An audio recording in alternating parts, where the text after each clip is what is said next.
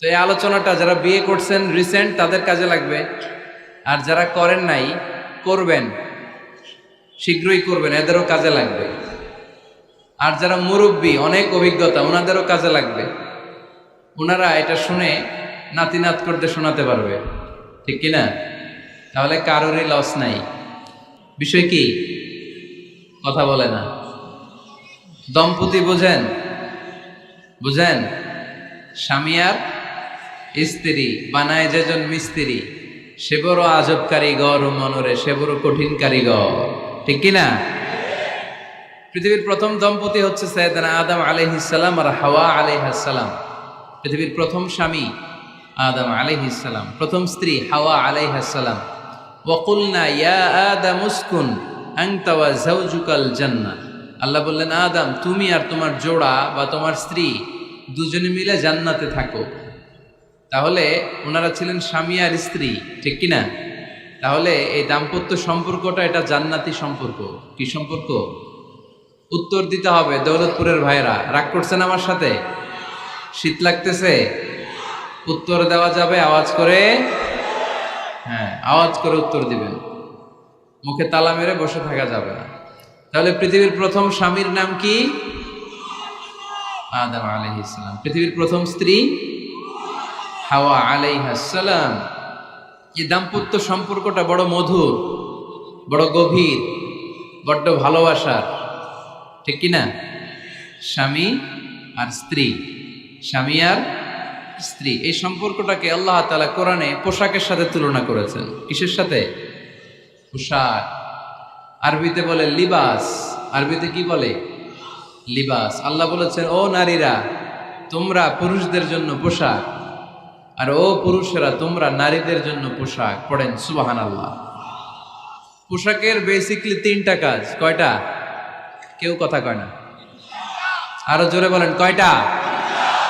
এখন আওয়াজ আসলো কোত্থেকে? আওয়াজ করে উত্তর দিবেন, চিল্লায় বলেন পোশাকের কাজ কয়টা? এভাবে শেষ পর্যন্ত খোঁচায় যেন সাউন্ড বের করা না লাগে, স্বপ্রণোদিত ভাবে উত্তর করবেন, ক্লাসের মতো হোক। তিনটা কাজ। এক নম্বর কাজ হচ্ছে পোশাক ইজ্জতের আবরু, লজ্জাস্থান ঢেকে রাখে, ঠিক কিনা? আমাদের লজ্জাস্থান ঢেকে রেখেছে আমাদের পোশাক। ঠিক তেমনি স্বামী তার স্ত্রীর ইজ্জত হেফাজত করে, স্ত্রী তার স্বামীর ইজ্জত হেফাজত করে, স্বামী তার স্ত্রীর চরিত্র হেফাজত করে, আর স্ত্রী তার স্বামীর চরিত্র হেফাজত করে। এজন্য আল্লাহ একে অপরের উদাহরণ দিতে যে লেবাস বা পোশাকের সাথে তুলনা দিয়েছেন। সুবহানাল্লাহ পড়েন। পোশাকের দুই নাম্বার কাজ হচ্ছে সৌন্দর্য। এই যে কত সুন্দর ডিজাইন করা, এমব্রয়ডারি করা পোশাক যখন আমরা পরি সুন্দর লাগে না? তেমনি পুরুষের চোখে নারী সুন্দর, নারীর চোখে পুরুষ সুন্দর, স্বামীর চোখে স্ত্রী সুন্দর, স্ত্রীর চোখে স্বামী সুন্দর। সুবহানাল্লাহ পড়েন।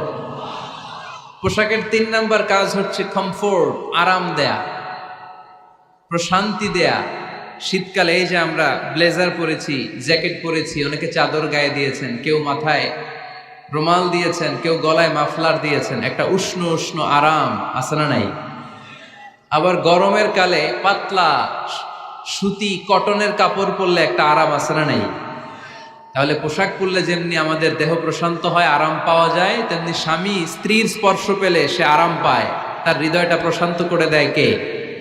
আবার স্ত্রী স্বামীর সঙ্গ পেলে তার মধ্যে প্রশান্তি এনে দেয় কে? এজন্য রব্বুল আলামিন বলেন, হুন্না লিবাসুল লাকুম ওয়া আনতুম লিবাসুল লাহুন্না। ও দুনিয়ার নারীরা, তোমরা হলে পুরুষদের জন্য পোশাক, পুরুষ হলো নারীদের জন্য পোশাক। সুবহানাল্লাহ পড়েন। পোশাক যেমনি ইজ্জত আবরুর হেফাজত করে, তেমনি স্বামী স্ত্রী একে অপরের ইজ্জত হেফাজত করে। পোশাক যেমনি সৌন্দর্য বাড়ায়, স্বামীর চোখে স্ত্রী সুন্দর, স্ত্রীর চোখে স্বামী সুন্দর। পোশাক যেমনি আরাম দেয়, স্বামী তার স্ত্রীর স্পর্শ পেলে, স্ত্রী তার স্বামীর স্পর্শ পেলে হৃদয়ে প্রশান্তি অনুভব করে, ঠিক কিনা? এজন্য দাম্পত্য জীবন, এখানে স্বামীও আছে স্ত্রীও আছে, ইংরেজিতে বলে কাপল, কাপল লাইফ। এই বিশ্ব সভ্যতা নির্মাণে নারী পুরুষ, স্বামী স্ত্রী দুইজনেরই অবদান আছে না নাই? এজন্য সুনানে তিরমিজির বর্ণনায় আল্লাহর হাবিব সাল্লাল্লাহু আলাইহি ওয়াসাল্লাম বললেন, আন-নিসাউ শাকাইকুর রিজাল নারীরা হচ্ছে পুরুষের কাউন্টার পার্ট, নারীরা হচ্ছে পুরুষের পার্টনার, সহকর্মী, সহযোগী। এই বিশ্ব সভ্যতা নির্মাণে শুধু পুরুষদেরই অবদান নাই, নারীদের অবদান আছে না নাই? এজন্য কাজী নজরুল ইসলাম অসাধারণ লিখেছে, এ বিশ্বে যা কিছু মহান চিরকল্যাণকর, অর্ধেক তার করিয়াছে নারী, অর্ধেক তার নর।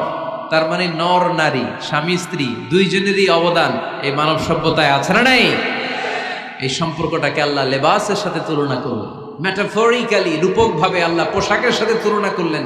পোশাক যেমনি গায়ের সাথে লেগে থাকে, পোশাক যেমনি চামড়ার সাথে মিশে থাকে, স্বামী স্ত্রীর সম্পর্কটাও এরকম একাকার, মিলেমিশে, ভালোবেসে একাকার। স্বামী স্ত্রীর রিলেশনশিপ সম্পর্কটা অনেকটা হাত আর চোখের মতো। হাত ব্যথা পেলে চোখ দিয়ে পানি ঝরে, আবার চোখ দিয়ে পানি ঝরলে হাত সেই পানি মুছে দেয়, ঠিক কিনা? তাহলে সম্পর্কটা কেমন যেন হাত আর চোখের মতো। হাত কেটে গেলে পানি পড়ে কোন দিক দিয়ে? চোখ দিয়ে পানি ঝরে। আবার চোখ দিয়ে পানি ঝরলে চোখের পানি মোছার জন্য হাতের দরকার আছে না নাই? তাহলে একেবারে মিলেমিশে একাকার সুখী দাম্পত্য জীবন। স্বামী স্ত্রী এই জান্নাতি সম্পর্কটাকে কিভাবে উপভোগ করবে, কিভাবে একে অপরের সাথে ডিলিংস করবে, আচরণ করবে, এ ব্যাপারে কোরআন এবং সুন্নায় আমাদের জন্য গাইডলাইন দেয়া আছে না নাই? আমরা গাইডলাইন নিব কোরআন থেকে। কোত্থেকে? কোরআন থেকে আর সুন্নাহ থেকে। কারণ এই কোরআন আর সুন্নাহ আমাদেরকে সঠিক জীবন দর্শন শিখায়, কিভাবে এই পৃথিবীতে চললে পৃথিবীতেও সুখ, আবার আখেরাতেও সুখ, এর সব দিক নির্দেশনা কোরআনে আছে না নাই? তাহলে এই যে স্বামী স্ত্রীর দাম্পত্য জীবন, এক্ষেত্রে প্রত্যেককে আল্লাহ তাআলা কিছু দায়িত্ব দিয়েছে। আজকে দায়িত্বগুলোর ব্যাপারে আমরা শুনব। স্ব স্থানে থেকে প্রত্যেকেই, স্বামী যদি স্বামীর দায়িত্ব পালন করে, স্ত্রী যদি স্ত্রীর দায়িত্বটুকু পালন করে, তাহলে দাম্পত্য জীবনটাকে জান্নাতি দাম্পত্য সুখ দিয়ে ভরে দিবে কে? আল্লাহ। আমাদের প্রত্যেকের দাম্পত্য জীবন সুখী হোক, সমৃদ্ধ হোক, আমরা চাই কি চাই না? অনেকে বলে হুজুর সুখ নাই, সুখ নাই, ঘরের ভেতরে গেলেই জাহান্নাম। আহা, কথা শোনে না আমার। আবার স্ত্রীরা বলে হুজুর দোয়া করবেন, পরকিয়া করে, খালি এসএমএস পাঠায়, আমারে ভাল লাগে না, এখন এখন অন্যদিকে ঘুরে। এরকম আসরা নাই? দুই দিক থেকে অভিযোগ। বোনদের জন্য কোনো প্যান্ডেল ট্যান্ডেল আছে নাকি আজকে? হ্যাঁ, দিনের বেলা সমাবেশ ছিল তো, এটা হয়ে গেছে তো মাইকের সাউন্ড নিশ্চয়ই। এই এদিকে উঠছে কে? টান দেন এদেরকে ধরে, টানেন টানেন, টাইনা বসান বসান, টান দেন টান দেন, হুজুরে ধরেন, হুজুরে ধরেন। ধরতে পারেন নাই হুজুরে? ধরছেন? হ্যাঁ, টান দেন। এই তো টাইনা বসেন, এদিকে তাকান, এদিকে হয়েছে, হ্যাঁ বসাই দিচ্ছে। এইভাবে চলবে একেবারে শেষ পর্যন্ত। উঠলে খবর আছে। শুরুতে সুযোগ দিয়েছি, সুযোগ নেন নাই। তো আমরা প্রথমে স্বামীর দায়িত্ব শুনবো। দাম্পত্য জীবনে স্বামীকে আল্লাহ তাআলা কি দায়িত্ব দিয়েছে, তারপর স্ত্রীকে আল্লাহ তাআলা কি দায়িত্ব দিয়েছে, এবং দুইজনের আবার কালেকটিভ সম্মিলিত কিছু দায়িত্ব আছে, এগুলো আমরা শুনবো। শুনতে রাজি আছেন তো? কষ্ট হচ্ছে আপনাদের? আচ্ছা, এই বাম দিকটা আমাকে কষ্ট দিয়েই যাচ্ছে, খালি আওয়াজ, কথা। একটু থামছে আবার শুরু। কেন? আমার দিকে তাকান। আরেকজনে থামতে বলছে কি আপনার? এই থামো থামো, এগুলো বলেন কেন? আপনি থামেন, তাহলে তো হয়ে গেল। হ্যাঁ, আবার আমার সাথে কথা বলেন, আপনি চুপ। তো প্রথমে আমরা সম্মিলিত দায়িত্বের কথা শুনব। সম্মিলিতভাবে আল্লাহ স্বামী স্ত্রী দুইজনকেই কিছু দায়িত্ব দিয়েছে, যে দায়িত্বটা দুইজনের উপরই বর্তায়। এরপরে শুনবো স্বামীকে আল্লাহ কিছু দায়িত্ব দিয়েছে, এটা শুনবো। এরপরে স্ত্রীকে কিছু দায়িত্ব দিয়েছে। আল্লাহর কসম, এই দায়িত্বগুলো যদি স্বামী স্ত্রী সম্মিলিতভাবে পালন করে, এক একটা ঘরকে আল্লাহ জান্নাতি পরিবার বানায় দিবে, সুখী সমৃদ্ধ জান্নাতি দম্পতি বানায় দিবে। এরকম দাম্পত্য জীবন, সুখময় দাম্পত্য জীবন আমাদের হোক। আমরা চাই কি চাই না? চাই। তাহলে আমরা প্রথমে আলাদা আলাদা দায়িত্ব শোনার আগে সম্মিলিত বা কালেকটিভ রেসপন্সিবিলিটি কি আছে, এই সম্মিলিত দায়িত্বগুলো শুনবো। স্বামী স্ত্রীর দুইজনের কাঁধেই বর্তায় এরকম প্রথম দায়িত্ব হচ্ছে স্যাক্রিফাইস। দাম্পত্য জীবনের আসল খেলাটা হচ্ছে স্যাক্রিফাইসের খেলা। কিসের খেলা? স্যাক্রিফাইস। এটা লাগবে। আমার বোনেরা অথবা যুবতী বোনেরা, অথবা রিসেন্টলি বিয়ে হয়েছে এরকম বোনেরা, আজকে তো এক ভাই এসে দোয়া চাইল, হুজুর 3 দিন আগে বিয়ে হয়েছে আমার, একটু দোয়া করে দেন।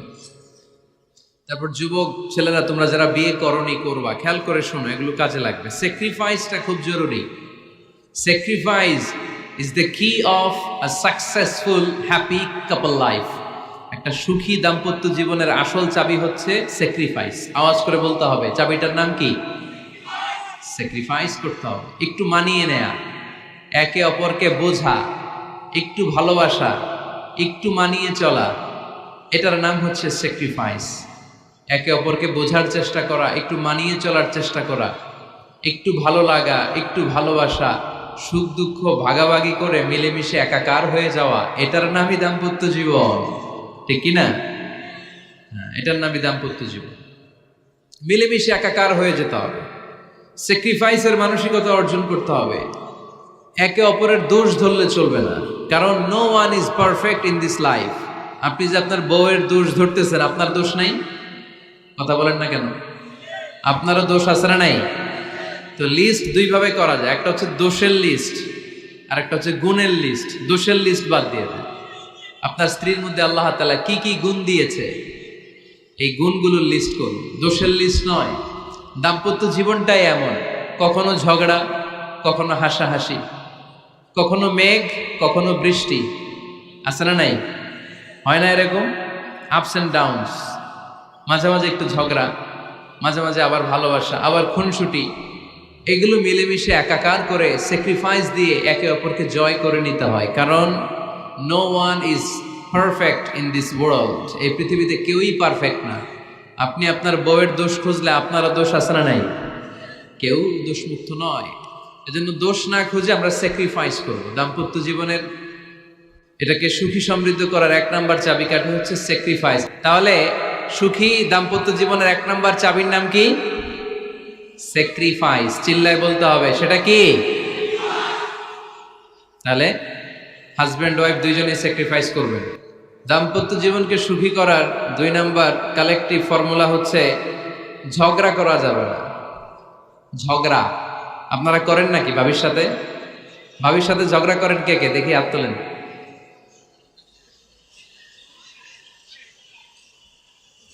এদিকে সব আল্লাহর ওলি, এরা ঝগড়া টগড়া করে না।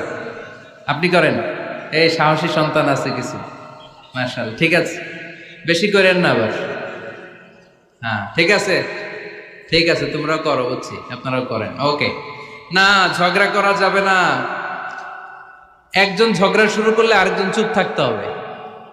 দুইজনই ঝগড়া করলে, দুইজন রেগে গেলে ঝামেলা আসরা নাই।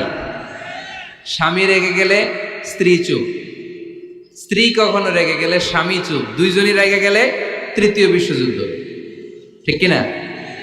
এই জন্য ঝগড়া করতে দেয়া যাবে না।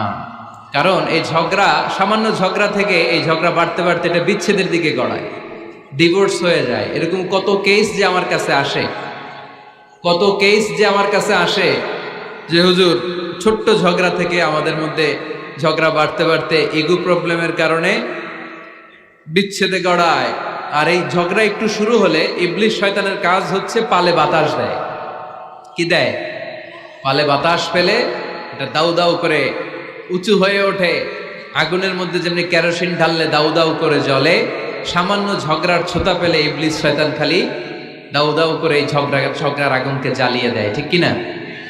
এই জন্য ঝগড়া করবেন না, মেহরবানি করে ঝগড়া শুরু করবেন না। যে কোনো মূল্যে এই ঝগড়াকে থামায় রাখতে হবে।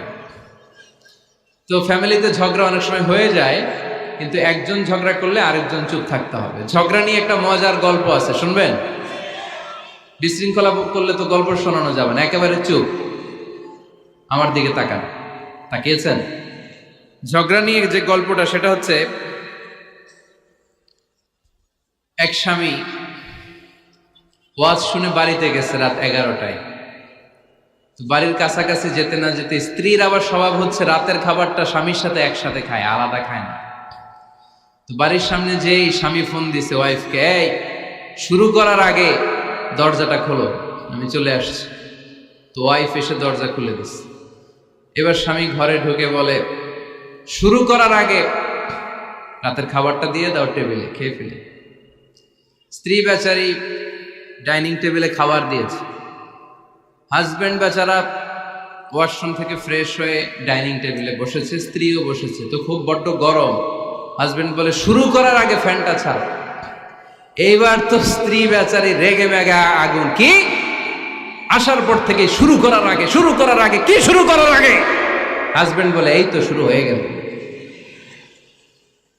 মানে কি? ঝগড়া। মানে কি?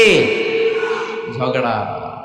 প্রিয় ভাইয়েরা, ঝগড়া করবেন না। স্বামী রেগে গেলে স্ত্রী চুপ থাকবেন, স্ত্রী রেগে গেলে স্বামী চুপ থাকবেন। কারণ সহিহ মুসলিমে এসেছে, ইন্না ইবলিসা ইয়াদাউ আরশাহু আলাল মা। ইবলিস শয়তান তার সিংহাসন গেড়েছে সাগরের উপর। কোথায়? ইবলিসের সিংহাসন কোথায়? সাগরের উপর। সুম্মা ইয়াবাসু সারায়াহু, সে প্রতিদিন সকালবেলা তার সাঙ্গপাঙ্গরে গোটা পৃথিবীতে পাঠায়, যা পৃথিবীতে ফাসাদ সৃষ্টি কর। ইবলিস যখন সাঙ্গপাঙ্গদেরকে গোটা পৃথিবীতে ছড়িয়ে দেয়, সারাদিন ধোকা দেওয়ার পরে, ওয়াসওয়াসা দেওয়ার পরে, রাত্রিবেলা ইবলিসের কাছে ফিরে আসে, এসে বলে, ও ইবলিস, আমি আজকে আল্লাহর বান্দাদেরকে দিয়ে মিথ্যা কথা বলিয়েছি। ইবলিস বলে, এটা তো কোনো ব্যাপারই না, এগুলাই তো তোদের কাজ। আরেক শয়তান বলে, আমি ওজনে কম দিয়েছি একজনের মাধ্যমে বাজারে।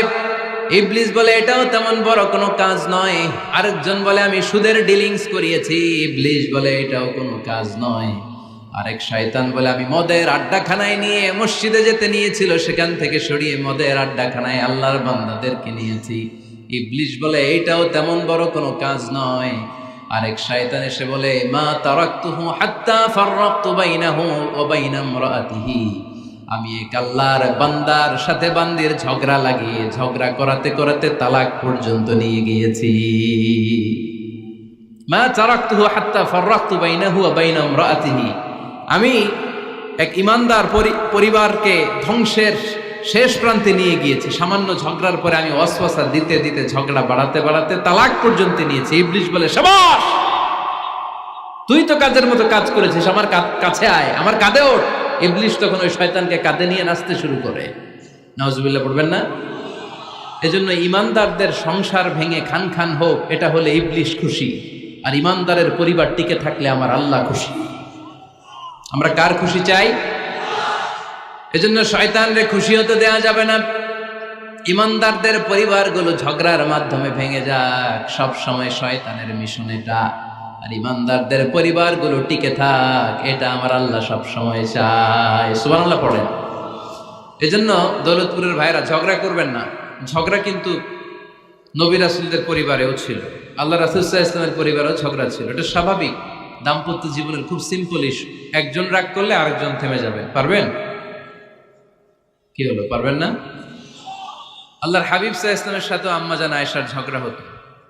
মজার একটা হাদিস শুনে, সহিহ বুখারীর হাদিস, মুসনাদ আহমদ ইবনে হাম্বলও এসেছে এই হাদিসটা। আম্মা জান আয়েশার সাথে ঝগড়ার পর আম্মা জান আয়েশাও রাগ, আল্লাহ রাসূল সাল্লাল্লাহু আলাইহি ওয়াসাল্লামও রাগ। এখন রাগ মিটানোর দরকার আছে না নাই? আল্লাহ রাসূল সাল্লাল্লাহু আলাইহি ওয়াসাল্লাম বললেন, আয়েশা চলো মিটমাট করে ফেলি। সুবহানাল্লাহ কইবেন না? চলো মিটমাট করি।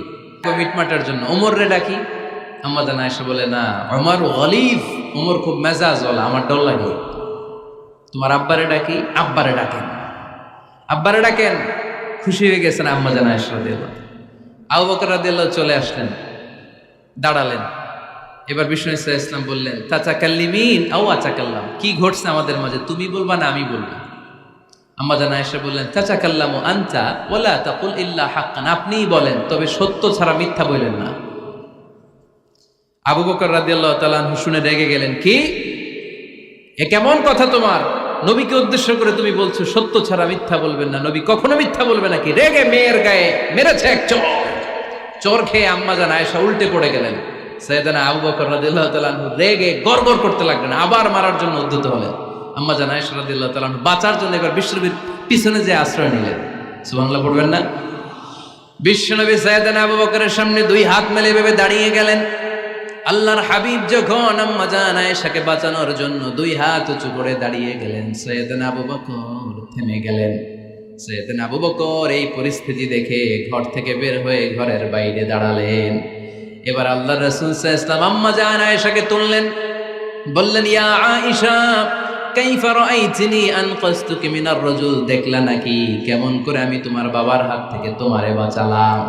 আজকে আমি যদি সামনে দাঁড়িয়ে না বাঁচাতাম, তোমার বাবা তোমারে একেবারে মেরেই ফেলতো। সুবহানাল্লাহ পড়ে। দেখছো আয়েশা, আমি বাঁচাইলাম তোমারে, আমার সাথে ঝগড়া করো, আমি বাঁচাইলাম। এই কথা শুনে আম্মা জান আয়েশা রাদিয়াল্লাহু তাআলা লজ্জায় পড়ে হেসে দিলেন। সুবহানাল্লাহ পড়বেন না? এত আস্তে সুবহানাল্লাহ। লজ্জায় হেসে দিলেন। বিষ্ণু ইসা ইসলাম এবার হেসে দিলেন। দুইজনের হাসাহাসি শুনে বাইরে থেকে আবু বকর রাদিয়াল্লাহু তাআলা আনহু হাসির আওয়াজ শুনে অবাক, কি রে এতক্ষণ যুদ্ধ, এখন আবার হাসি কেন? হাসে দেখার জন্য সাইয়েদনা আবু বকর রাদিয়াল্লাহু তাআলা আনহু ঘরের ভেতরে ঢুকলেন। ঢুকে দেখেন আম্মা জান আয়েশাও হাসে, বিশ্বনবীও হাসে, সাইয়েদনা আবু বকর হেসে দিলেন। আরশের উপর থেকে খুশি হয়ে গেলেন কে? এবার সাইয়েদনা আবু বকর বলেন, ইয়া রাসূলুল্লাহ, ইয়া হাবিবাল্লাহ, আশরিকানি ফি সিলমিকুমা কামা আশরাকতুমানি ফি হারবিকুমা। নবী গো, আপনাদের দুইজনের মধ্যে যুদ্ধ লাগলে যেমনি মিটমাট করার জন্য আপনি আমারে ডাকেন, আপনাদের এই আনন্দ ঘন মুহূর্তগুলোতে শরীক হওয়ার জন্য মাঝে মাঝে আমারে ডাইকে। সুবহানাল্লাহ পড়ো।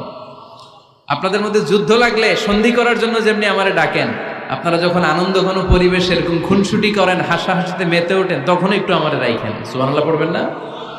দেখেন আল্লাহ রাসূল সাল্লাল্লাহু আলাইহি ওয়াসাল্লাম পৃথিবীর সবচেয়ে শ্রেষ্ঠতম মানুষ। উনাদের পরিবারেও ঝগড়া হতো, কিন্তু এই ঝগড়া কোনোদিন তালাক পর্যন্ত গিয়েছে? কথা বলেন না কেন? আল্লাহর হাবিব সাল্লাল্লাহু আলাইহি ওয়াসাল্লাম তার কোন স্ত্রীকে তালাক দিয়েছেন? প্রায় আম্মা জান আয়েশার সাথে রাগারাগি হতো। আল্লাহর হাবিব সাল্লাল্লাহু আলাইহি ওয়াসাল্লাম বলতেন, আয়েশা কখন তুমি রেগে থাকো সেটাও আমি জানি, কখন তুমি আমার উপর খুশি থাকো সেটাও আমি জানি।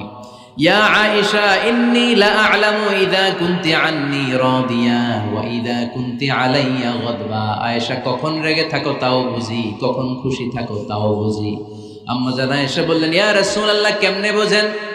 বিষ্ণু বললেন, তোমার দোয়ার বাক্যগুলো শোনো বুঝি। যখন তুমি আমার উপরে খুশি থাকো তখন দোয়ার সময় তুমি এভাবে বলো, ওয়া রাব্বি মুহাম্মদ, ও মুহাম্মাদের রব, আপনি আমাদের সব গুনাহ মাফ করে দেন। আর যখন তুমি আমার উপর রেগে থাকো তখন তুমি মুনাজাতের সময় বলো, ওয়া রাব্বি ইব্রাহিম, ইব্রাহিমের রব, আপনি আমাদেরকে ক্ষমা করে দেন। তার মানে যখন তুমি রেগে থাকো তখন দোয়ার সময় আমার নামটা মুখে নিতে চাও না। সুবহানাল্লাহ পড়েন। তখন তুমি দোয়ার সময় অন্য নবীর নাম নাও।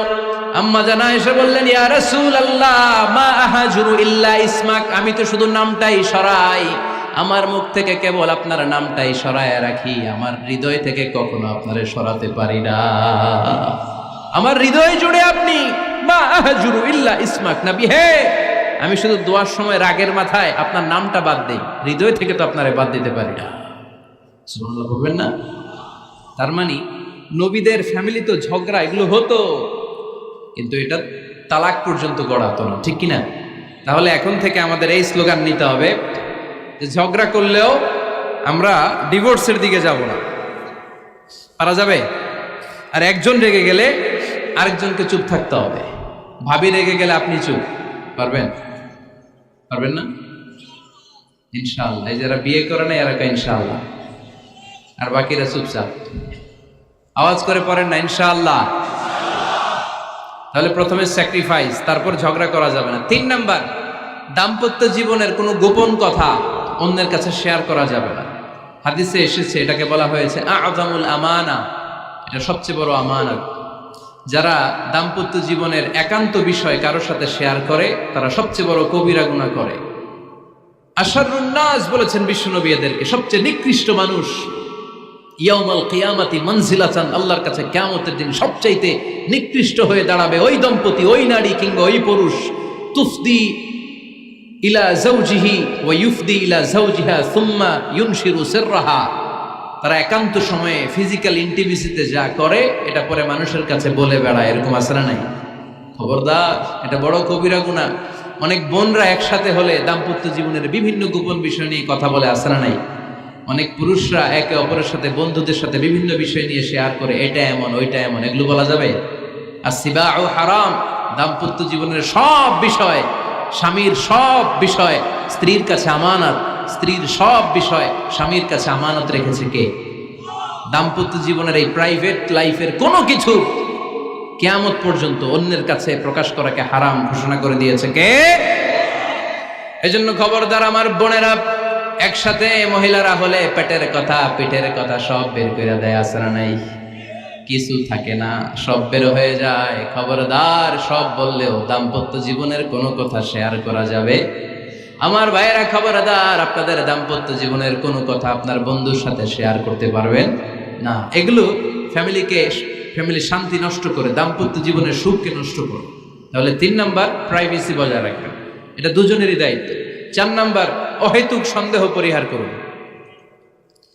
অনেক স্ত্রী আছে হাজবেন্ডের খালি সন্দেহ করে, এই ওদিকে তাকাই লাগেন, ওই মেয়ের দিকে তাকাই লাগেন, মোবাইল দেখি, মোবাইল দাও, ফেসবুকের পাসওয়ার্ড দাও, ঢুইকা দেখি মেসেঞ্জারে কার সাথে চ্যাট করছে, এই অফিসের ফাইল দেখি, এই এটা দেখি, এই তোমার ইনবক্স চেক করবো, এদিকে দাও, আছে না নাই? এই সন্দেহ ঘরটারে জাহান্নামের টুকরা বানিয়ে ছেড়েছে। অহেতুক সন্দেহ করবেন না। আবার ভাইরা ভাবিদেরকে অহেতুক সন্দেহ করবেন, এই ওদিকে গেলা কেন, ওদিকে তাকাইলা কেন, এটা করলা কেন, ওইটা করলা কেন, দেখি তোমার মোবাইল, তোমার মোবাইলের গ্যালারি দেখি, লক করে রাখছো কেন, লক খোলো, আছে না নাই? অহেতুক সন্দেহ ফ্যামিলিটারে জাহান্নামের টুকরা বানিয়ে দেয়। হ্যাঁ, ভ্যালিড কোনো অপরাধ যদি স্বামী করে ফেলে, ভ্যালিড কোনো অপরাধ যদি স্ত্রী করে ফেলে, পরকীয়ার কোনো বিষয় যদি প্রমাণিত হয়, বসেন, কনসাল্ট করেন, একে অপরের সাথে কথা বলেন, জিজ্ঞেস করেন। কিন্তু অহেতুক, আমি অনেক ফ্যামিলি এরকম দেখেছি, আমার কিছু বন্ধুকেও আমি দেখেছি যে এদের অবস্থা খুব খারাপ, খালি সন্দেহ করে, আছে না নাই? সন্দেহের রোগটা বড় রোগ, এই রোগ থেকে বেরিয়ে আসতে হবে, অহেতুক সন্দেহ করা যাবে না। 5 নাম্বার, হাজব্যান্ড ওয়াইফের দায়িত্ব হচ্ছে একে অপরের সহযোগী হতে হবে, সহকর্মী। আল্লাহর জান্নাত পাওয়ার ক্ষেত্রে একে অপরের সহযোগী। আপনি একা জান্নাতে যাবেন, ভাবি জাহান্নামে, এটা আপনি চান? জি না, আওয়াজ নাই আমগো গলায়। আপনি এটা চান? ভাবি একা জান্নাতে যাবে, আপনি যাবেন না, এটা ভাবি চায়? চায় না। তাহলে গেলে একসাথেই যান না, একসাথেই যান, একসাথেই যাবেন, আলাদা না। এজন্য আল্লাহর আনুগত্যে, আল্লাহর ইবাদতে, দাম্পত্য জীবনে একে অপরের সহযোগী হতে হবে। স্বামী ভুল করলে স্ত্রী সুন্দর করে শুধরে দিবে, স্ত্রী ভুল করলে স্বামী শুধরে দিবে। ফজরের সময় স্ত্রী হাজবেন্ডকে ডেকে দিবে, উঠতে না চাইলে ঠান্ডা পানির ছিটা দিবে। কারণ জান্নাতে একা যাওয়া যাবে না, গেলে দুইজনই যাবে, কথা কয় না? দুইজনেই জান্নাতে যাওয়ার দরকার আছে না নাই? যত বেশি আপনারা আল্লাহর আনুগত্যে আগাতে পারবেন, তত আপনাদের মহাব্বত বাড়ায় দিবে কে? এই যে হাজবেন্ড ওয়াইফের ভালোবাসাটাকে বলে লাভ পিরামিড। কি pyramid? Love pyramid, like triangle, ত্রিভুজ আকৃতির। হাজবেন্ড ওয়াইফের ভালোবাসাটা ত্রিভুজ আকৃতির। The closer the couple comes to Allah, the closer they come to each other. Husband wife যত বেশি আল্লাহর কাছে যাবে, তারা নিজেরাও নিজেদের তত কাছে যাবে। হাজবেন্ড ওয়াইফ আল্লাহর সম্পর্ক থেকে যত দূরে সরে যাবে, তারা নিজেরাও নিজেদের থেকে তত দূরে সরে যাবে, ঠিক কিনা? ত্রিভুজ চিনেন আপনারা? হ্যাঁ, এই জিওয় কয়েকজন জিওয়, আপনারা ত্রিভুজ চিনেন না? চিনি, জিওয়, ঠিক আছে। ত্রিভুজের কয় কোণা? হ্যাঁ, 3 কোণা। এই যে এরকম লাভ পিরামিড, 3 কোণা। এই উপরের কোণায় আল্লাহর অবস্থান, আর এই কোণায় স্বামী, এই কোণায় স্ত্রী। তো তারা আল্লাহর দিকে যত যাবে, নিজেরাও তত কাছে যাবে। আর তারা আল্লাহর সম্পর্ক থেকে যত দূরে চলে যাবে, নিজেদের মধ্যে দূরত্ব বাড়তে থাকবে, ঠিক কিনা? পিরামিডটা বুঝতে পারছেন? ত্রিভুজ আকৃতির সম্পর্কটা লাভ পিরামিড এরকম, 3 কোণা। উপরের কোণায় থাকে আল্লাহ, এদিকে স্বামী, এদিকে স্ত্রী। তারা যদি আল্লাহর কাছে উভয়ে যেতে চায়, উভয়ে কাছাকাছি আসতেছে না? কথা বলেন না কেন?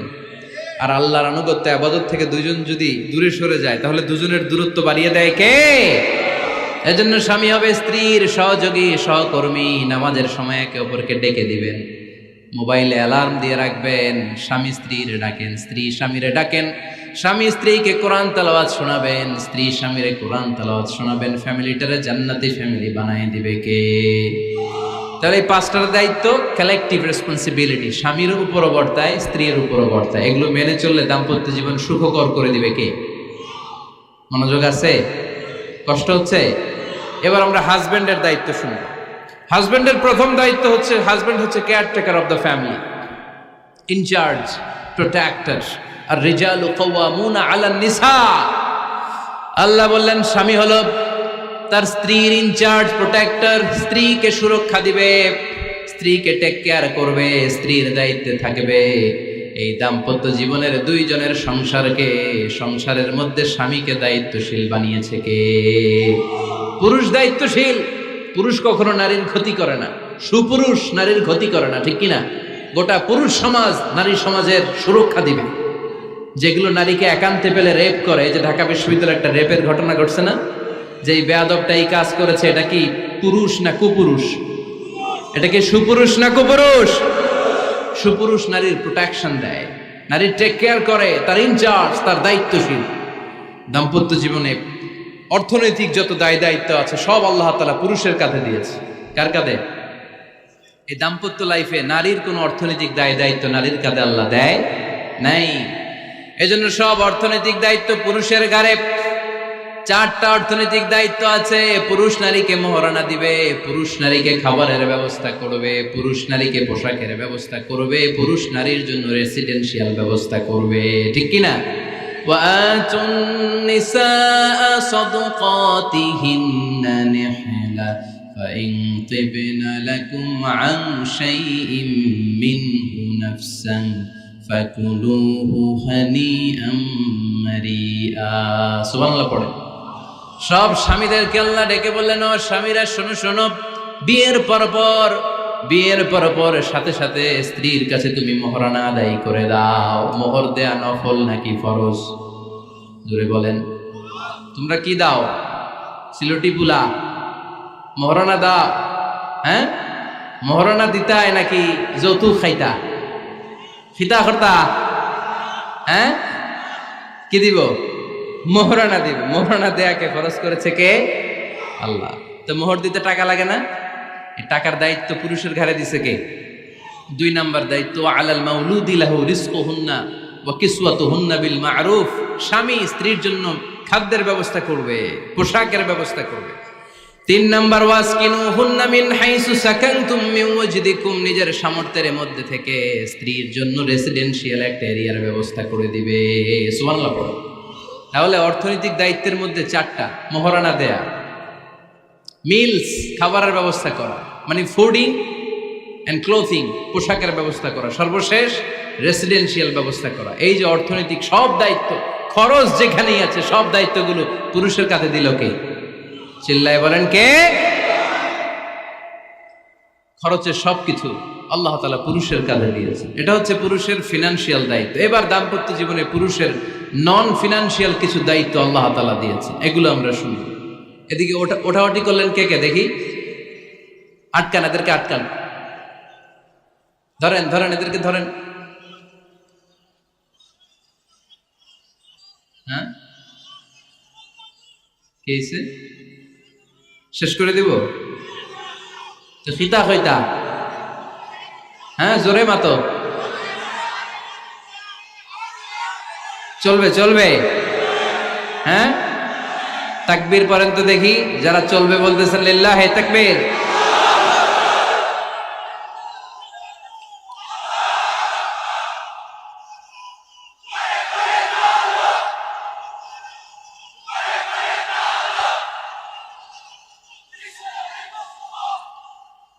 মাশাআল্লাহ মাশাআল্লাহ।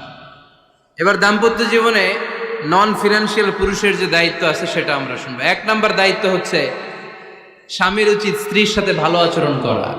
ভালো আচরণ করেন তো আপনারা? জি হয়। এই শুধু উনি করে, বাকিরা খিতা কর্তা, মারামারি কর্তা নেই, খিতা কর্তা। হ্যাঁ, সালাম দিবেন, স্ত্রীকে কি দিবেন? আল্লাহ বললেন, ওয়া আশিরুহুন্না বিল মা'রুফ। স্ত্রীর সাথে কোমল ভাষায়, ভালো শব্দে, ভালো বাক্যে ভালো কথা বলো। স্ত্রীর সাথে খারাপ আচরণ করো না। স্ত্রীকে দেখলে তুমি মুচকি হাসি দাও। অনেক স্বামী আছে কখনো স্ত্রীকে দেখলে মুচকি হাসি দেয় না, চেহারাটা বাংলা পাসের মতো এরকম করে রাখে, আছে না নাই? দৌলতপুরের লোকের অবশ্য অনেক ভালো, এই যে সবার মুখে হাসি, মুচকি হাসি। হাসেন তো, মুচকি হাসি দেন তো একটা। আওয়াজ করলে মুচকি হাসি হয় নাকি? এটা মুচকি হাসি, দাঁত দেখা যাবে না, সাউন্ড হবে না, শুধু এখানে একটু এক চিলতে হাসির একটা ঝলক করবে, এটার বলে মুচকি হাসি। কানা রাসূলুল্লাহ সাল্লাল্লাহু আলাইহি ওয়াসাল্লাম আকসারু তাবাসসুমান, আল্লাহর হাবিব সাল্লাল্লাহু আলাইহি ওয়াসাল্লাম সব সময় মুচকি হাসতেন। অনেকে আছে চেহারা গোমরা করে রাখে, জীবনেও হাসে না, এরকম আছে না নাই? দেখছেন এরকম আছে? এই এলাকায় তো নাই না? আছে। হাসবেন, হাসবেন। মুচকি হাসতে পয়সা লাগে না, পয়সা লাগে, এজন্য হাসবেন। আল্লাহর হাবিব সাল্লাল্লাহু আলাইহি ওয়াসাল্লাম বলেছেন ফাস্তাউসু বিন-নিসাই খায়রা, নারীর সাথে ভালো আচরণ করো। নারীদেরকে বাঁকা পাঁজরের হাড় দিয়ে তৈরি করা হয়েছে। এই হাড়কে সোজা করতে গেলে ভেঙে যাবে, রেখে দিলে বাঁকাই থেকে যাবে। তো কি করতে হবে? ফাস্তাউসু বিন-নিসাই খায়রা, কোমল আচরণ করো।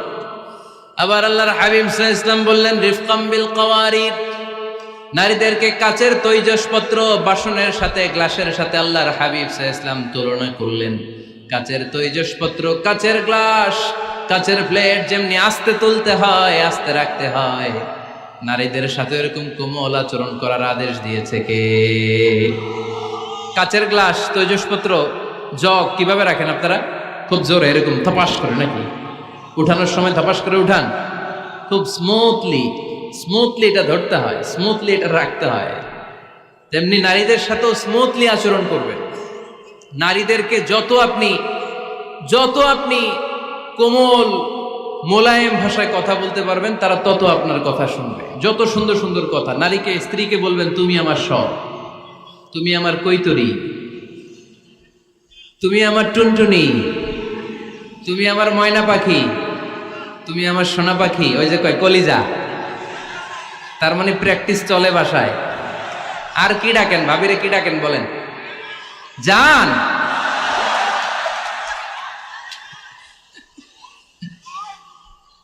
জান ডাকেন। আর ভাবি কি ডাকে আপনাদেরকে? বাবু।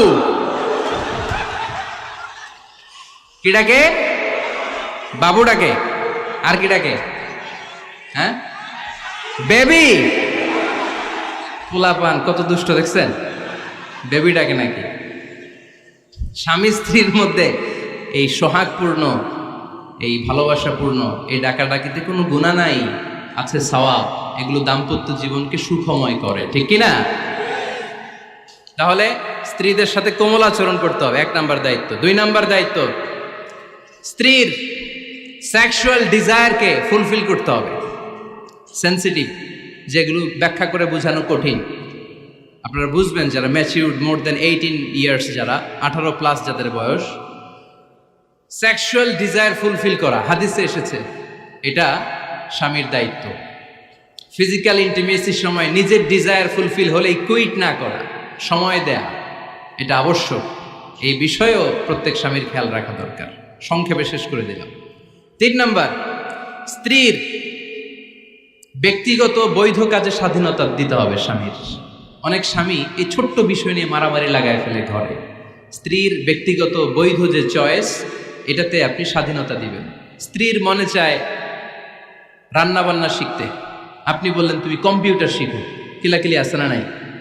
স্ত্রীর মনে চায় কাঁথা সেলাই শিখতে, নকশি কাঁথা, আপনি বললেন না তুমি ল্যাঙ্গুয়েজ শিখো, ঝামেলা আছে না নাই? না, প্রত্যেকের আলাদা ব্যক্তিগত রুচি, চাহিদা, মতামতের গুরুত্ব আছে না নাই? এজন্য প্রত্যেক স্বামীর উচিত স্ত্রীর বৈধ ব্যক্তিগত যে কাজ, অবৈধগুলা না। আবার স্ত্রী বলল যে জি বাংলা দেখবো, তুমি একটা টিভি নিয়ে আসো, আনা যাবে? কথা বলেন। স্ত্রী বলল চলো পহেলা বৈশাখে আমরা নাচানাচি করব, তুমি আর আমি মিলে, এটা মানা যাবে না। স্ত্রীর ব্যক্তিগত বৈধ কাজের স্বাধীনতা দেয়া। আম্মা জান আয়েশা রাদিয়াল্লাহু তাআলা আনহা বলেন, ওয়া কানা লি সাওয়াহিবু ইয়ালআবনা মাই, বুখারীর বর্ণনা। আমি যখন আল্লাহর হাবিব সাল্লাল্লাহু আলাইহি ওয়াসাল্লামের বাড়িতে বউ হয়ে আসলাম, আমার কিছু খেলার সাথী ছিল। আমি কাপড় দিয়ে পুতুল বানাতাম আর ঘোড়া বানাতাম, এগুলো দিয়ে খেলতাম। আমার সাথীরা আসলে রাসূল সাল্লাল্লাহু আলাইহি ওয়াসাল্লাম ঘরের পর্দা নামিয়ে দিয়ে আমার জন্য ঘরটা ছেড়ে দিত। সুবহানাল্লাহ কইতে পারলেন না? আল্লাহর হাবিব সাল্লাল্লাহু আলাইহি ওয়াসাল্লাম কখনো বলতেন না আয়েশা তোমার বান্ধবীরা যেন ঘরে না আসে, কখনো বলতেন না আয়েশা আমি নবী মানুষ, তুমি নবীর বউ, তুমি কেন পুতুল দিয়ে খেলো, তুমি যেন কাপড় দিয়ে পুতুল বানাও, কেন ঘোড়া বানাও, এগুলো বন্ধ করো। কোনদিন বিশ্বনবী আম্মা জান আয়েশা রাদিয়াল্লাহু তাআলা আনহার পুতুল খেলায় বাদশা দেন নাই, সাথীদের সাথে খেলাধুলায় কখনো বাধা দেন নাই। সুবহানাল্লাহ পড়েন। ছোট্ট মেয়েদের জন্য কাপড়ের পুতুল দিয়ে খেলাধুলা করা এটা জায়েজ, কারণ ছোট্ট মেয়েরা দেখবেন পুতুল বানায়, এটারে দুধ খাওয়ায়, এটার জন্য রান্না করে, এটার গোসল করায়। এটাকে ছোট্ট মেয়েদের জন্য পুতুল খেলা জায়েজ রাখা হয়েছে এজন্য, কারণ তারাই কিছুদিন হবে এই প্রজন্মের মা। তাদের সন্তানদেরকে কেমন করে লালন পালন করবে তার একটা প্র্যাকটিস খেলার ছলেই ছোটবেলায় হয়ে যায়। সুবহানাল্লাহ পড়েন। এজন্য 3 নম্বর দায়িত্ব স্ত্রীর ব্যক্তিগত হালাল যে কাজগুলো আছে তার ব্যক্তিগত এই ভালো কাজগুলোতে আপনার স্বাধীনতা দিতে হবে, বাধা দেয়া যাবে না। প্রশংসা করবেন। কি করবেন? প্রশংসা। আমরা খালি দোষ খুঁজি, তোমার রান্না ভালো না, তোমার চেহারা ভালো না, তোমার বাপ ভালো না, তোর মা ভালো না, তোর 14 গোষ্ঠী খারাপ, আছে না নাই? তো এই বেডি আপনারা ভালোবাসবে? এই বেডি তো আজীবন আপনার বদনাম করবে, ঠিক কি না? কোনোদিন তারে আপনি প্রশংসা করলেন না, প্রশংসা করবেন। স্ত্রীর চেহারার প্রশংসা করেন, যে তুমি সুন্দর, তুমি সুন্দরী, এরকম বলেন, খুশি হবে না? হ্যাঁ, তুমি সুন্দর তাই চেয়ে থাকি, সে কি মোর অপরাধ? কোনো অপরাধ নাই, ইচ্ছা মতো গাইতে থাকেন স্ত্রীর শানে গান, সব আছে না নাই? তবে শুধু স্ত্রীকে শোনানো যাবে, ভাবিরে শোনানো যাবে, শালীরে শোনানো যাবে, পাশের বাড়ির কাউরে শোনানো যাবে? দেখেন ইসলাম কত চেক এন্ড ব্যালেন্স। স্ত্রীকে আপনি গান শোনান, কোনো গুনাহ নাই, আছে শুধু সওয়াব। তাহলে 4 নম্বর পয়েন্ট হচ্ছে এপ্রিসিয়েশন। সারাদিন এই মহিলাটা ফজরের পর থেকে উঠে ঘর গোছায়, মশারিগুলো খোলে, বিছানা পরিষ্কার করে, বাচ্চাদেরকে ক্লিন করে, স্কুলের টিফিন রেডি করে দেয়, বাচ্চাদেরকে স্কুলে যেতে দেয়, আপনার জন্য খাবার রেডি করে, কাপড় ধোয়, ঘরের সবাইকে দেখভাল করে। একদিনও আপনি তার এপ্রিসিয়েশন করলেন না। এরকম ডাকাইত স্বামী আছে না নাই? দৌলতপুরে নাই, এখানে সব ভালো। এপ্রিসিয়েট করবেন। আমরা ভুলে যাই, একটা থ্যাঙ্কস দিতে ভুলে যাই, একটা জাযাকিল্লাহ, আল্লাহ তোমাকে জাযা দেখ, এটাও বলি না। এদিকে তাকান, বলবেন তুমি সুন্দরী, তুমি অনন্যা, তুমি সুস্নিগ্ধা, তুমি প্রিয়ংবদা, তুমি সুহাসিনী, তুমি সুকেশিনী, তুমি সুভাষিনী, তুমি অসূর্যম পোষ্যা, মেঘে কালো কেশ, কাজল কালো চুল, হরিণের মতো ডাগর ডাগর দুটি তোমার চোখ। আহা হা হা, যে পোলাপাইন খুশি হয়ে গেছে। আহা হা, ওরা মুখস্থ রাখতেছে, বলবে এগুলা, বিয়ে করে নাই কিন্তু এখনো। তো জায়গা মতো বলবা, গার্লফ্রেন্ডে বলো না। আবার কাকে বলবা? স্ত্রীকে। কাকে? স্ত্রীকে। পারা যাবে না? একটু এপ্রিসিয়েশন দেওয়া যাবে না? ওনাদেরকে একটু প্রশংসা করবেন। প্রশংসা পেলে নারীরা বড্ড খুশি হয়। যদি আপনি বলেন যে তোমার রান্নাটা আজকে অসাধারণ হয়েছে, দেখবেন আরেক বাটি আইনা দিতেছে, খাইতে পারতেছে না, এরপর পাতে তুলে দেয়, আরেকটু খাও, আরে খাও না, আছে না নাই? ওই যে প্রশংসা করছেন, খুশি হয়ে গেছে। তো আপনি 10,000 টাকার বান্ডিল দিয়ে আপনার বউকে যত খুশি করতে না পারবেন, রান্না মজা হয়েছে এইটা বলে আপনি অনেক বেশি খুশি করতে পারবেন। আল্লাহর হাবিব সাল্লাল্লাহু আলাইহি ওয়াসাল্লাম কখনো স্ত্রীদের রান্নার বদনাম করে নাই। সুবহানাল্লাহ পড়বেন না? আওয়াজ করে পড়েন সুবহানাল্লাহ। আজ থেকে স্ত্রীর সৌন্দর্যের প্রশংসা করবেন, কাজের প্রশংসা করবেন, রান্নার প্রশংসা করবেন, এপ্রিসিয়েশন দিবেন। পারবেন তো? রান্নার প্রশংসা নিয়ে মজার একটা গল্প আছে, শুনতে চান? তো উঠতে শুরু করলেন যে, হ্যাঁ, এখন আর কে কারে ধরবে? অনেকে উঠে গেছে। 2টার দিকে যারা বসা, প্রায় আমার মাহফিলগুলোতে এই সমস্যা হয়। গাইবান্ধাতে আমি গেলাম, জিজ্ঞেস করলাম কখন আসছেন? কয় ফজর পরে আসছেন। তো ফজর পরে আসছেন, এত আগে আসছেন কেন? কয় জায়গা পাবো না এই জন্য। লক্ষ লক্ষ মানুষ, কে কাকে নিয়ন্ত্রণ করবে? লক্ষ লক্ষ মানুষ। আমার জীবনে এত বড় প্যান্ডেল আমি কথা বলি নাই। এরা সকাল থেকে বসে আছে, পেশাব আটকে রাখছে, এটা ক্ষতিকর না? এরা আজহারিকে দেখার পরে এরপর ওঠা আরম্ভ করছে, দেখাইছি, কয় দেখে গেছি হুজুর, এরপরে চলে যাচ্ছে। তা আপনাদেরও কি অবস্থা এরকম? হ্যাঁ, আচ্ছা ঠিক আছে। তো রান্নার প্রশংসা নিয়ে যে মজার গল্পটা আপনাদের শোনাতে চাই, এদিকে তাকান, মনোযোগী হন। আমার ওয়াজ শুনে এক লোক মনে মনে নিয়ত করছে যে আয়রে, জীবনে তো রান্নার প্রশংসা করলাম না, আজকে রান্নার প্রশংসা করব। তো মাহফিল শেষে বাসায় গেছে, স্ত্রী তাকে খাবার দিয়েছে, স্বামী খাবার খায় আর মিটি মিটি হাসে। স্ত্রী বলে, এই মাহফিল শুনে আসছো, রাত বাজে 12টা, খাচ্ছ ভালো কথা, হাসো কেন? তো স্বামী বলে, হাসি এর কারণ হচ্ছে তোমার রান্নাটা আজকে এত মজা হয়েছে না জীবনে, আজকে বাড়াই বাড়াই পেতেছে, তো জীবনে এত মজার রান্না খাই নাই, রান্না মজা হয়েছে শুই না। স্ত্রী তো রেগে গেছে, কি গত 10 বছর ধরে তোমার রান্না করে খাওয়াই, একদিনও রান্নার প্রশংসা করলা না, আর আজকে পাশের ঘরের ভাবি একটু গরুর গোশতের তরকারি পাঠাইছিল বাটিতে করে, পাশের ঘরের ভাবি একটু আমাদের বাড়িতে তরকারি পাঠাইছিল, তো ওই তরকারি দিয়েই তোমাকে খাবার দিছে, আজকে রান্না টান্না আমি করি নাই। তো ওই বেটির রান্না তোমার এত ভাল লাগছে, এই 10 বছরে একদিনও কইলা না, আজকে এটা কইলা, খাও খাও, তোমার মজার খাও, আর রান্ধুন না। তো প্রশংসা করলে বুঝে শুনে করবেন, একটু এনশিওর হবেন যে রান্নাটা করছিল কে, তা না হইলে কিন্তু ঘরে চুলায় আগুন জ্বলবে না, টানার রোজা রাখা লাগবে, ঠিক কিনা? তো 4 নাম্বার গেল এপ্রিসিয়েশন, একটু এপ্রিসিয়েশন দিবেন। আল্লাহর হাবিব সব সময় স্ত্রীদের প্রশংসা করতেন। সেই বুখারীর বর্ণনা, আল্লাহর হাবিব বলেন, ইন্না ফাদলা আয়েশা আলান নিসা কাফাদলি সারিদি আলা সাইরিত তাআম। আরব ভূখণ্ডের মধ্যে সব খাবারের উপরে সারিদ খাবার যেমনি সেরা, দুনিয়ার সব নারীদের মধ্যে আমার আয়েশা তেমনি সেরা। সারিদ একটা খাবার আছে। আমি যখন মিশরে পড়তাম আল আজহার ইউনিভার্সিটিতে, আমাদের ইউনিভার্সিটিতে সরকারের পক্ষ থেকে সরকারিভাবে খাবার দেয়া হতো। আমাদের খাবারের খরচ বহন করতেন ওমানের সুলতান কাবুস। এই গত 3-4 দিন আগে ইন্তেকাল করেছেন, নাম শুনছেন আপনারা?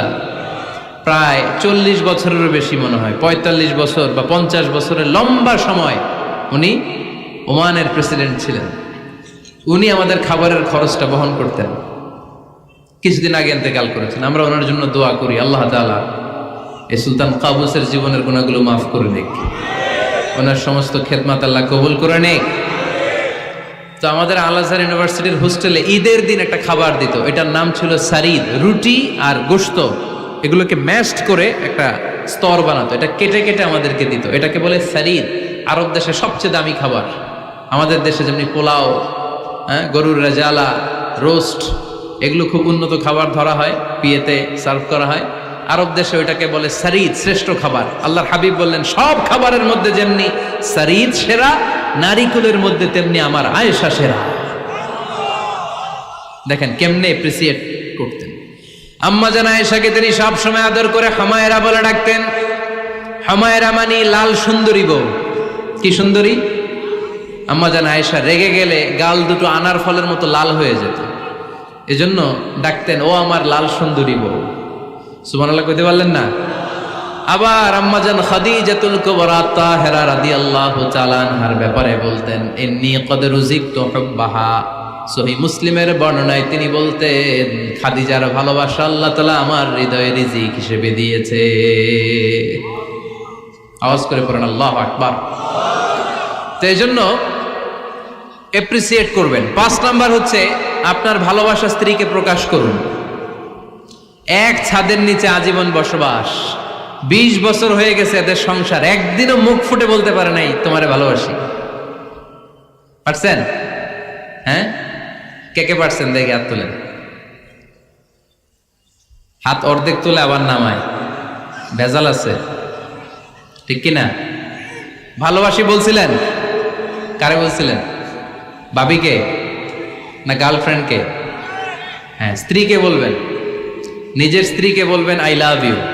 কি বলবেন? কথা বুঝে না বোধহয়। কি বলবেন? সবাই বলেন, কি বলবেন? মুরব্বী একজনও কয় না, কয় এতদিন কইছি না, অহনো কম না। তিরমিজির বর্ণনা দেখেন, বিশ্বনবী যে আই লাভ ইউ বলতো তার দলিল শুনেন। সাহাবারা জিজ্ঞেস করলেন, ইয়া রাসূলুল্লাহ, মান আহাব্বুন নাস ইলাইক, ও নবী কারে সবচেয়ে বেশি ভালোবাসেন? Who do you love the most? নবী কাকে সবচেয়ে বেশি লাভ করেন আপনি? সাহাবারা প্রশ্ন করলেন, এ রাসূলুল্লাহ, কাকে লাভ করেন বেশি? আল্লাহর হাবিব সাল্লাল্লাহু আলাইহি ওয়াসাল্লাম বললেন, আয়েশা রে। সুবহানাল্লাহ কইবেন না? সাহাবারা বললেন, ওমিনার রিজাল, পুরুষদের মধ্যে কারে বেশি পছন্দ করেন? বিশ্বনবী বললেন, আবুহা, আয়েশার বাবা রে। সাইয়েদনা আয়েশা রাদিয়াল্লাহু তাআলা আনহার বাবার নাম কি? আবু বকর। কি নাম? আবু বকর। আল্লাহর হাবিব সাল্লাল্লাহু আলাইহি ওয়াসাল্লাম বললেন, সবচেয়ে বেশি লাভ করি আয়েশাকে। সাহাবারা বললেন, ওমিনার রিজাল, পুরুষদের মধ্যে কারে বেশি লাভ করেন? আল্লাহর হাবিব সাল্লাল্লাহু আলাইহি ওয়াসাল্লাম বললেন, আয়েশার বাবা রে। সুবহানাল্লাহ পড়েন। আম্মা জান আয়েশাকে বিশ্বনবী এত ভালোবাসতেন। আম্মা জান আয়েশা পেয়ালার যেইখানে ঠোঁট লাগিয়ে দুধ পান করতেন, বিশ্বনবী পেয়ালার ওই জায়গাটা খুঁজে খুঁজে ওই জায়গায় ঠোঁট লাগিয়ে দুধ পান করতেন। আম্মা জান আয়েশা রাদিয়াল্লাহু তাআলা না গোশত খেয়ে হাড্ডি চষে হাড্ডিটা রেখে দিলে বিশ্বনবী আম্মা জান আয়েশার চষা হাড্ডিটা মুখে নিয়ে আবার চষতে শুরু করে দিতেন। পড়েন সুবহানাল্লাহ। দুইজন একসাথে এক বালতি থেকে পানি নিয়ে গোসল করতেন। পড়েন আল্লাহু আকবার। তাহলে এভাবে ভালোবাসা প্রকাশ করতে পারবেন তো? 6 নাম্বার স্বামীর দায়িত্ব হচ্ছে গৃহস্থলী ছোটখাটো যে কাজ আছে এই কাজগুলোতে হেল্প করা। আমরা অনেক সময় এগুলোর লজ্জা মনে করি। আল্লাহর হাবিব সাল্লাল্লাহু আলাইহি ওয়াসাল্লাম আমাদের মডেল। আল্লাহর হাবিব সাল্লাল্লাহু আলাইহি ওয়াসাল্লাম ঘরের কাজে সাহায্য করতেন। আপনারা এইভাবে ওঠা শুরু করলেন? হ্যাঁ, বউকা বসেন বসেন বসেন, শেষ করে দিচ্ছি, আর 10 মিনিট বসেন। আল্লাহর হাবিব সাল্লাল্লাহু আলাইহি সাল্লাম ঘরের কাজে সাহায্য করতেন। আপনারা ঘরের কাজে সাহায্য করেন তো? আম্মা জান আয়েশা বলেন, বিশ্বনবী নিজ হাতে জুতা সেলাই করেছেন, নিজ হাতে জামা সেলাই করেছেন। মুসনাদে আহমদ ইবনে হাম্বলের বর্ণনা, আল্লাহর রাসূল সাল্লাল্লাহু আলাইহি ওয়াসাল্লাম দুধ খেতে মন চাইলে নিজ হাতে ছাগলের দুধ দহন করেছেন। সুবহানাল্লাহ। নিজে আটার খামির বানাতেন, আম্মা জান আয়েশা চুলায় সেকা দিতেন। আবার আম্মা জান আয়েশা রাদিয়াল্লাহু তাআলা আনহা আটার খামির বানাতেন, বিশ্বনবী এটা চুলায় সেকা দিতেন। সুবহানাল্লাহ পড়ে। দুধ খেতে চাইলে নিজ হাতে বিশ্বনবী ছাগির ওলান থেকে দুধ দহন করে আম্মা জান আয়েশার কাছে এনে দিয়ে দিতেন। সুবহানাল্লাহ পড়ে। তাহলে ঘরের কাজে সহায়তা করবে, ঘরের কাজে সহায়তা।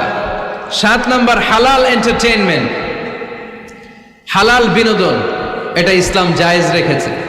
অনেকে আমরা বিনোদনটাকে হারাম মনে করি, এরকম আছে না নাই? হ্যাঁ, বিনোদন 2 ধরনের, একটা হারাম এন্টারটেইনমেন্ট আর একটা হচ্ছে হালাল এন্টারটেইনমেন্ট। আম্মা জান আয়েশা রাদিয়াল্লাহু তাআলা আনহাকে নিয়ে মরুভূমিতে দৌড়াদৌড়ি করতেন। ভাবির সাথে দৌড়াদৌড়ি করছেন কারা কারা? দেখি হাত তোলেন। হ্যাঁ, দৌড়াদৌড়ি করছেন কোথায়? যৌতুকের লাগে হেতেরে দৌড়াইছেন? হেতি বাসাল্লাই দিছে দৌড়, এই দৌড়াদৌড়ি না। আম্মা জান আয়েশা রাদিয়াল্লাহু তাআলা আনহার সাথে বিশ্বনবী মরুভূমিতে দৌড়াদৌড়ি করেছেন। বলেছেন, আয়েশা দেখো কে কার আগে ওই খেজুর বাগান ধরতে পারে, তুমি আগে না আমি আগে। একবার বিশ্বনবী জিতলেন, তার 7 বছর পরে প্রথমে আম্মা জান আয়েশা রাদিয়াল্লাহু তাআলা আনহা ওই দৌড়ে জিতলেন। তার 7 বছর পরে বিশ্বনবী জিতে আম্মা জান আয়েশাকে হারায় দিলেন। পড়েন সুবহানাল্লাহ। ঈদের দিন আম্মা জান আয়েশাকে হাবাসি সাহাবাদের তীর আর বল্লম দিয়ে যে খেলা চলতেই খেলা দেখাতেন। সুবহানাল্লাহ পড়েন। বিশ্বনবী খেলা দেখাতেন আম্মা জান আয়েশাকে। এই হচ্ছে স্বামীর দায়িত্ব। হালাল এন্টারটেইনমেন্ট আপনি করতে পারবেন। বসেন, দোয়া করে দিচ্ছি, বসেন। বুঝতে পারছি অনেক আগে আসছেন আপনারা। বসেন, বসে যান, এখনই দোয়া হচ্ছে। বসেন বসেন বসেন বসেন, এখনই দোয়া করব। বসে যান, বসে যান। বউকা মাদ্রাসার বিল্ডিং এর কন্ট্রাক্টরের জন্য দোয়া চেয়েছেন, আমরা দোয়া করি আল্লাহ কবুল করুক। আমার ছেলে মেয়ের বিয়ের বয়স হয়ে গেল, পরিবারে বিয়ের কথা বলতে পারি না, লজ্জায়। আহারে কি কষ্ট। মনে করি পরে করে, এটা বললে তারা বলবে এখনো বয়স হয় নাই বিয়ের, পরিবার থেকে বিয়ের কথা চিন্তা করে না। এ ব্যাপারে কিছু বলুন। কিছু বললাম। এই সমস্যা পুরো বাংলাদেশে, ছেলে মেয়েদেরকে সময় মতো বিয়ে দেয় না। ইউটিউবে এই নিয়ে আমার কথাবার্তা পাবেন, শুনে নিয়ে। ছেলের বাবা মেয়ের বাবাদেরকে বলি, ছেলে মেয়েরা উপযুক্ত হলে বিয়ে দিয়ে দেন। বিয়ে না দিলে যৌবনের তাড়নায় যত পাপ করবে, এই পাপগুলো মা বাবার কাঁধেও আছড়া নেই। আচ্ছা, 8 নাম্বার স্বামীর দায়িত্ব হচ্ছে, স্বামীর দায়িত্ব বলেই এখন দোয়া। স্ত্রীর মতামতের গুরুত্ব দিবেন। অনেক স্বামী আছে বাজার করতে গেলে নিজের যেটা মন চায় ওইটাই কিনে, আছে না নাই? নিজে গরু খাবে, খাসি খাবে, খালি ওইটাই কিনে। আপনার বউ হয়তো পছন্দ করে আচার, পছন্দ করে জলপাই, আমড়া, এগুলো আনে না, আছে না নাই? খোঁজ খবর নেবে। অনেকে ফ্ল্যাট কিনতে মনে চায়, হুট করে কিনে ফেলে না। ভাবিরে জিজ্ঞেস করবেন কোন দিকে কিনলে ভালো হয়, ওয়াশরুমটা কোন দিকে দিতে হবে, কিচেনটা কোন দিকে দিলে সুবিধা, জানালাগুলো কোথায় দিলে সুবিধা, এগুলো সব ডিসাইড করে নেবেন। এই কারণেই দাম্পত্য জীবনে সুখ নাই। 9 নাম্বার, একসাথে সময় কাটাবেন। 6 মাসের বেশি কোনো লোক তার স্ত্রীর অনুমতি ছাড়া বাইরে যে প্রবাস জীবন কাটাতে পারবে না। এদেশের অনেক লোক প্রবাসে সময় কাটায়। 6 মাসের বেশি স্ত্রীকে রেখে দিয়ে কোনো হাজব্যান্ড বিদেশে থাকতে পারবে না। সিলেটিরা লন্ডনে থাকে, 6 মাস পরেই আসতে হবে, ঠিক কিনা? সর্বশেষ কথা হচ্ছে, স্ত্রীর জন্য দোয়া করবেন। স্বামীর পক্ষ থেকে স্ত্রীর জন্য দোয়া, এটার গুরুত্ব আছে না নাই? বিশ্বনবী তার স্ত্রীর জন্য দোয়া করতেন।